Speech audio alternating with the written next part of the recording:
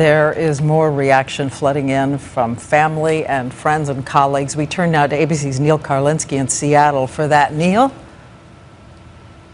Diane, I can tell you I've been speaking with Apple employees tonight, and even though they knew this day was coming, they've been simply stunned. They shared with me a statement from Steve Jobs' family. It says in part, Steve died peacefully today, surrounded by his family. In his public life, Steve was known as a visionary. In his private life, he cherished his family. And there was this from Mark Zuckerberg from Facebook. Steve, thank you for being a mentor and a friend. Thanks for showing that what you build can change the world. He changed the world indeed, Diane. All right, Neil, thank you. And as we know, it was certainly a beautiful and unexpected mind in so many ways. Newsweek wrote once that he was an inventor by trade, but in his heart he was a dreamer who dreamt for all of us.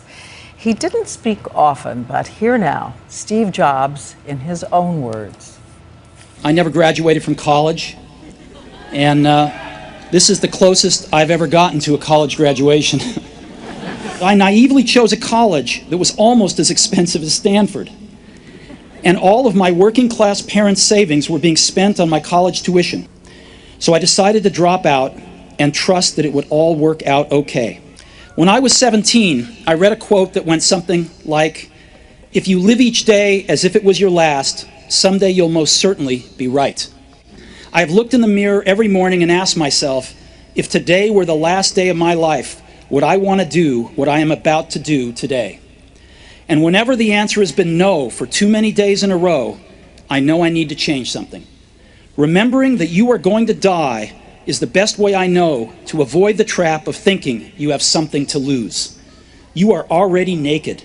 There is no reason not to follow your heart. A few years ago, you gave a commemoration speech at Stanford to the graduating class. Now, a few years later, and a couple years wiser, would you add anything else to that speech that you gave a couple years ago? Probably I would just turn up the volume on it, because the last few years have reminded me that life is fragile. And Steve Jobs, who saw way beyond the horizon, has died, and some of the fire in the universe has dimmed. He was 56.